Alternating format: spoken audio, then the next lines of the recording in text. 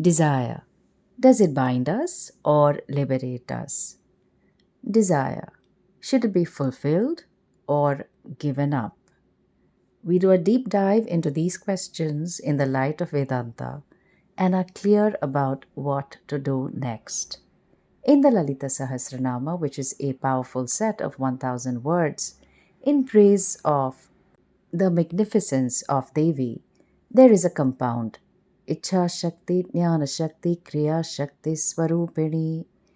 Devi is in the very form of the power to desire, the power to know, and the power to do. Here, Ichha or a desire is not merely a human impulse, but a sacred creative power. It is a latent Shakti of consciousness to envision and to manifest. The power of desire is a blessing bestowed upon every being that helps us transform potential into reality, imagination into form. The thriving business now was once a desire to have one's own startup. The new vegan gulab jamun that is relished by all was once a desire to make a vegan sweet dish. The joy of having a family was once the desire to have a child by both parents. The music one hears on the mobile phone was once a desire to listen to music on the go. The memories of the family vacation of the three generations was once a desire to bring everyone together. The tastefully done home was once your desire to have a place of your own.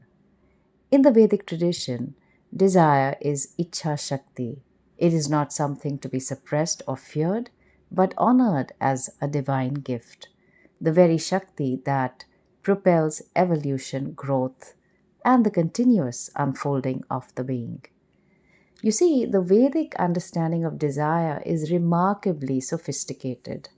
Unlike some traditions that categorically reject desire, the Vedas recognize kama, the pursuit of pleasure, as a legitimate and valid dimension of human fulfillment. Desire is not inherently problematic. Yes, you heard that right. Desire is not inherently problematic. It is our relationship with desire that determines whether it becomes a source of bondage or a doorway to understanding.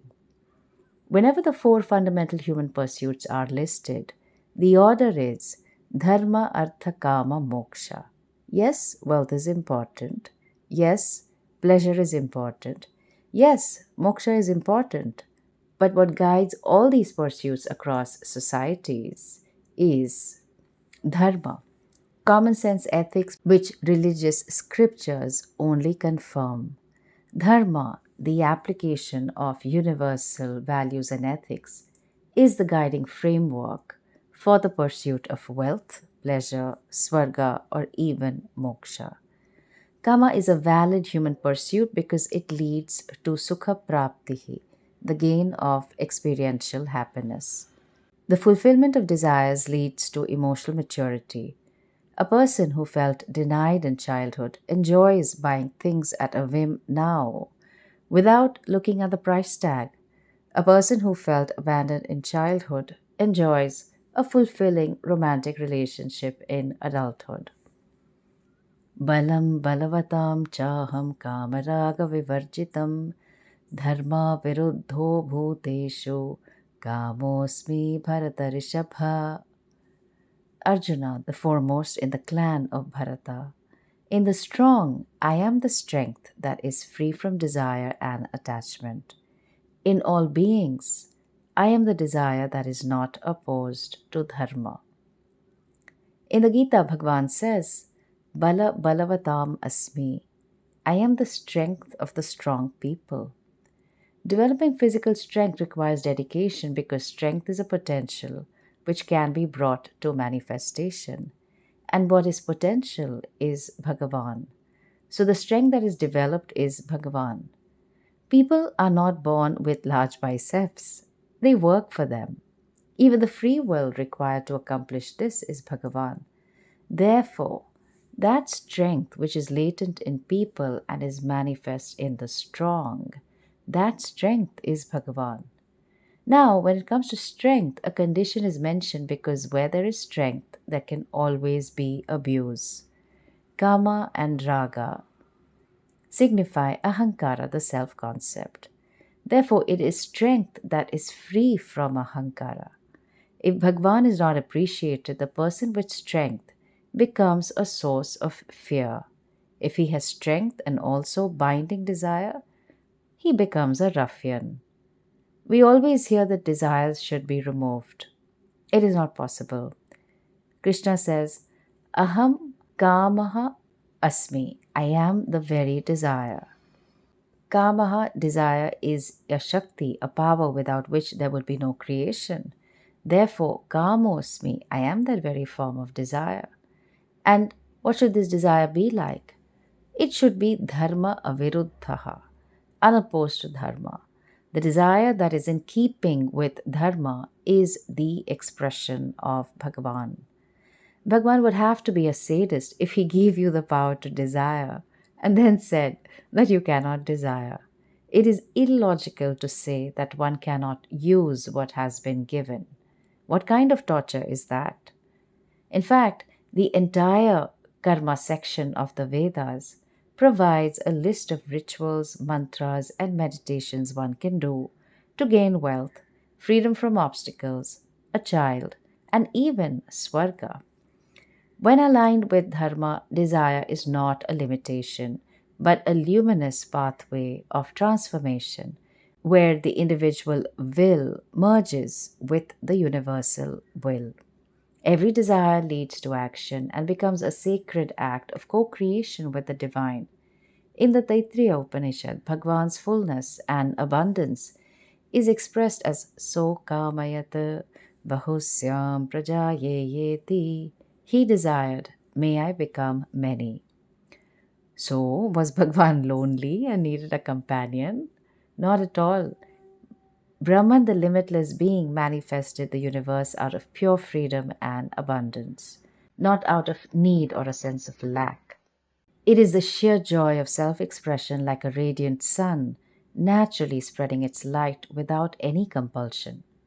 Okay, if karma desire is indeed a valid pursuit and a privilege, then what is the problem? This is reflected in Arjuna's question to Sri Krishna. Arjuna uvacha athakena prayuktoyam papam charati purushaha anichannapi varshneya baladiva niyojitaha. Arjuna said, Varshneya, Krishna, impelled by what does a person commit papa? As though pushed by some force, even though not desiring to. Shri Bhagavan Uvacha Kama Esha Krodha Eshaha Rajo Guna Samudbhavaha Mahashano Mahapapma Vidyena Miha Vairinam. Sri Bhagavan said, this desire, this anger born of the guna rajas, is a glutton and a great papi. Know that to be the enemy here in this world. Bhagwan told Arjuna that what impels a person to do an action of papa is but a thought. A thought itself is not a person. It depends on a person. The want becomes so powerful, and your identification with the want becomes so complete that whatever wisdom may be there telling you that what you want is not good for you is silenced. In this way, karma can be very powerful. Desire is born out of Rajoguna alone. Rajoguna samudbhavaha, whereas wisdom is born of Sattva. When Rajas is predominant, there is desire. Because Rajas is a force, Kama is also forceful. Kama is said to be your enemy, Vairi, an enemy being one who does what is not good for you. Kama is inimical to you when it makes you go after things that you do not really want or need, things that you can afford to be without. In this way, it is your enemy. Kama, binding desire, also has another form, Krodha, anger. Krodha is simply another stage of karma. If karma is destroyed in any way, if it is obstructed and not allowed to fulfill itself, then it will turn into anger. Arjuna was only too well aware of how this could happen. Born of Indra's grace, Arjuna was considered to be Indra's son. Indra thought he could reward Arjuna, who had been doing tapas in the forest for a long time, by sending the beautiful Urvashi to him. Urvashi was a celestial damsel, the most beautiful Apsara in heaven, Swarga, and therefore the dream of all men, including the men in heaven. When Arjuna told Urvashi that he did not want to have anything to do with her, that he was already married and that he considered her as a mother, Urvashi became very angry and put a curse on him that he would lose his masculinity and become a eunuch. Lord Indra intervened on behalf of Arjuna and made Urvashi modify the curse such that Arjuna would become a eunuch only for the period of 1 year, and that he could choose the time when the curse could take effect. Later, this curse turned out to be a blessing for Arjuna since it made him eligible to teach dance and music to the ladies in the palace. During the year, he was to remain incognito. At the beginning of the 13th year of exile, Arjuna opted for the curse to take effect and became Brihannala and spent that year teaching dance and music. Arjuna had therefore experienced how desire could turn into anger.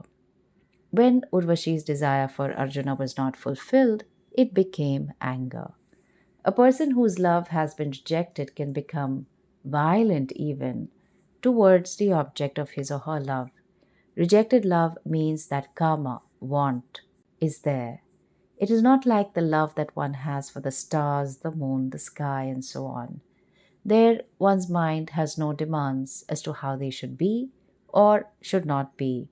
The mind totally accepts them as they are and enjoys them as they are. Therefore, this kind of love does not cause any problem. It is not the case with a karma that is demanding and therefore binding. This binding karma, desire, can be called by many names. In the beginning, it is called a want, then passion, and then anger. All these are born of Rajoguna. Kama as Krodha, anger, was referred to here as Mahapapma, a great sinner, because it is the cause of those actions that a person regrets for his or her entire lifetime. Such actions have to be paid for, and karma, binding desire, alone is the cause. Who does it? Desire alone does it. There is also a mantra to this effect chanted by adults and children alike on a particular day of the year. The mantra is desire did it, anger did it. O Lord, my namaskara. Kamo karshit, manyuhu akarshit, namo namaha. This mantra is repeated 1008 times on a certain day of the year. It's not just a prayer, it carries a message too. It implies that I did not do it, that I was so impelled by these powerful forces. This is not to abdicate one's responsibility, but to understand the force and the momentum and therefore learn how to master it. If knowledge is there, there is no problem, which is why Bhagavan said, understand, vidhi, that this karma alone is your enemy, as it covers all your knowledge and learning. As your enemy, karma forces you to perform actions that you know are improper and that you do not really want to do. The desire does not just sit in your heart or mind like other thoughts. You believe the thought to be so real that the desire must be fulfilled by hook or by crook. It compels, forces, and consumes you so much that it clouds all your knowledge and learning, and you go against dharma. In the Mahabharata, Duryodhana had a binding desire to destroy the Pandavas out of sheer jealousy. He did not think he had a problem. He could have sought wise counsel, which was therapy and coaching in those times. In fact, he is reported to have said, Janami dharmam natame pravrittihi. Janami adharmam na cha me nivrittihi. Tvaya rishikesha hridisthitena yatha niyuktosmi tatha karomi. I know what dharma is, but I have no inclination for dharma. I know what adharma is, but cannot refrain from it. You impel me in my heart, and just as you direct, I follow that. Duryodhana, in his confession, shifts the blame to the divine, which is our tendency to evade personal responsibility when we are consumed by our desires. Most people who are perpetrators of crime justify their acts of crime. The exceptions are instances of self or other defense. Even in lighter instances of desire control, the popular commercial for Lay's chips says it all. You can't eat just one. The combination of carbohydrates, oil, and salt is perfected so much in that one chip that one wants to devour the entire packet. One cannot seem to control oneself. Each desire, fulfilled and sometimes unfulfilled, also offers us a mirror to our inner landscape. It reveals our attachments, our fears, our hidden motivations. Here are some other examples of binding desires. Insisting that your partner should behave exactly like you wish, and threatening him or her with separation from them if they don't is a binding desire. Recognize that both you and your partner are on a karmic journey and are unique because of your respective backgrounds, and yet you are building a life together. Mutual respect, non hurting, appreciation and accommodation of the other, expression of needs are aligning your karma with dharma. Knowledge illumines the fact that the only one you can change is yourself. If your request is reasonable, you can share your position with your partner and see where it goes. On a lighter note, how many psychologists does it take to change a light bulb? The answer is none. Why? The bulb must want to change. Manipulating your children to follow exactly your life path and suffocating their individual potential and dreams is a binding desire.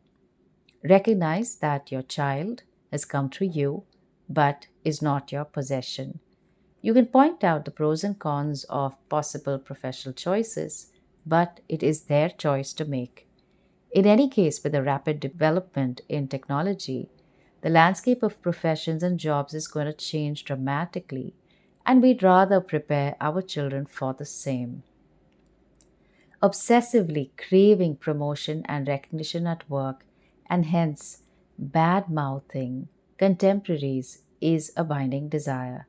Seeing that karma begets karma phala, and this papa karma of bad mouthing will sooner or later lead to the perception that you cannot be trusted. The knowledge that you are more than the sum total of your desires and delinking your self worth with work is important. Accumulating wealth at any cost, compromising ethical principles and personal integrity to gain more money is another binding desire. All binding desires can be converted into non binding desires by aligning them with dharma. Try to practice the serenity prayer. O Lord, grant me the serenity to accept the things I cannot change, courage to change the things I can, and wisdom to know the difference. Thus, we see that life is not about suppressing desires, but aligning them with dharma. Just as a river finds its most powerful expression when guided by its banks, human desires find their most meaningful manifestation when contained within the ethical and spiritual boundaries of dharma. By engaging with our desires consciously, we gradually develop emotional maturity. We learn to distinguish between short term, temporary gratification and long term, genuine fulfillment. Desires can be liberated from their force by fulfilling them. Desires can also be given up in the light of knowledge, born of inquiry. Desire is likened to fire which is never satiated. The more fuel you offer it, the more it wants. All its tongues are out, demanding more and more. Therefore, fire is called anala. There is no such thing as fulfilling all your desires so that after retirement there will be none remaining. There is no such thing as a last desire. At no time can you say that if you just fulfill your last five desires, everything will be perfect because you will be Purna, limitless. All desires flow from our sense of limitation. Limitations themselves are born of apurnatvam, one's sense of being limited. This sense is like a perpetual spring from which all desires flow. New desires will keep flowing to the surface. Even if you have no particular desire at a given point in time, the buddhi intellect will say, "You're not even capable of desiring." In the face of this new condemnation, you will again feel limited and desire to be free of the limitation. Since your desires are located in the senses, mind, and intellect, you can have complete mastery over them by discovering a distance between yourself and your likes and dislikes. You cannot stay in the mind itself and have mastery over it. The more you go inside, the more reasons you find for why you are the way you are. This exploration may provide you some understanding, but it cannot remove the reason, which is the problem psychology is faced with. Some understanding, some validation, and so on is useful, no doubt. But if you are always stuck with the same problem, what is the use of this kind of understanding? How can you deal with the problem? How can you master such a mind? Indriyani paranyahuhu indriyebhyah param manaha manasastu para buddhihi yo buddhev paratastu saha. The sense organs are superior to the body.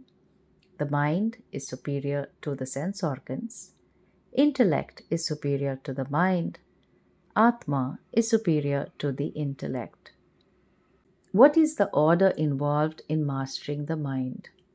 Whatever we master is always mastered from another standpoint, which implies a particular order. Bhagavan Krishna was addressing this order here when he told Arjuna that those who know say that the senses are superior. The word superior, of course, implies comparison, and so the question is, superior to what? To the physical body is the response. The senses are superior to the physical body, which is a part of an individual, a jiva, because they have the capacity to objectify the body. The eyes and other senses can objectify the body. Another reason that the senses are said to be superior to the body is because they are subtler in nature. Being subtle, the senses have pervasiveness, vyapakatvam. For example, the body remains on the ground, whereas the eyes can travel all over and go to the stars.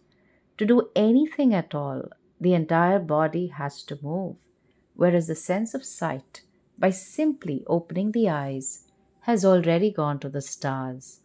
Thus, the eyes and other senses are more pervasive than the entire physical body. The superiority of the senses is further established by the fact that they are inside the physical body in the form of the subtle body, Sukshma Sharira. Then the verse goes on to say that the mind is superior to the sense organs, Indriyebhyah param manaha, because the mind can go where the senses cannot. For example, the mind can go to Swarga and to the entire world, whereas the senses can only travel up till where the senses can reach. Human beings are possibly the only species that can suffer an imagined hell, which is something that the senses cannot do. Also, the mind is the one in whose hands the senses are. Without the mind, there is no sense perception at all. Thus, the mind is definitely superior to the senses. it has access to regions where the senses have no scope. The mind's accessibility and the dependence of the sense organs on the mind definitely makes the mind superior, according to those who know. Again, with reference to the mind, the intellect is said to be superior. Manasastu para buddhihi, because the buddhi, the intellect, is able to dismiss a doubt of the mind with proper understanding. Buddhi includes your will also. Doubting and vacillation are the mind. Once there is resolve, which is buddhi, there is no more vacillation. You cannot say you have both resolve and vacillation at the same time.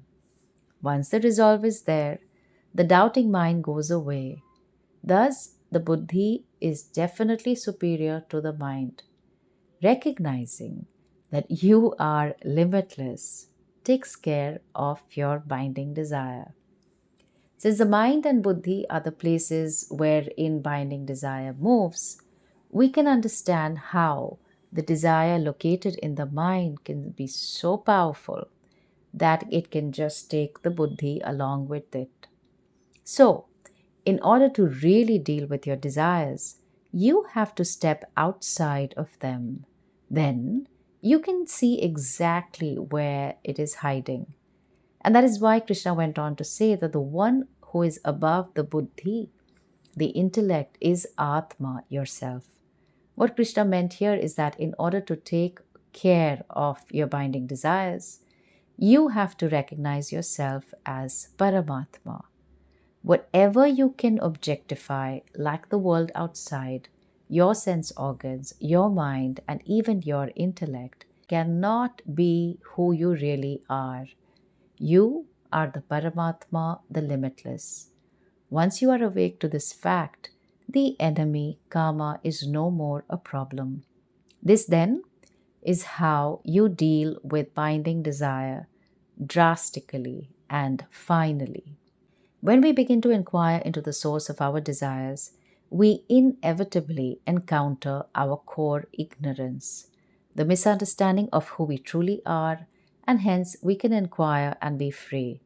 When you are free from any sense of limitation, there is no enemy, and the ones you may have become harmless. Mere privileges, in fact. Your mind is there, and you have the privilege of desiring. Desiring is a privilege only when you do not need to fulfill any desire in order to be secure and happy. Vedanta reveals to us that our true nature is already complete, already whole. Desires arise from a fundamental misunderstanding of our limitless, intrinsic consciousness. And so the path of liberation is not about destroying desires, but inquiring into them and seeing that one was always free from them. Seeing our own unchanging nature, which is a witness to changing desires, they transform from being demanding masters to occasional visitors, no longer capable of disturbing our inner peace. This does not mean becoming passive or renouncing life. On the contrary, it means engaging with life more fully, more authentically. Desires are acknowledged, understood, sometimes fulfilled, sometimes given up, but not blindly followed. We become the conscious choosers of our experiences rather than being unconsciously driven by them.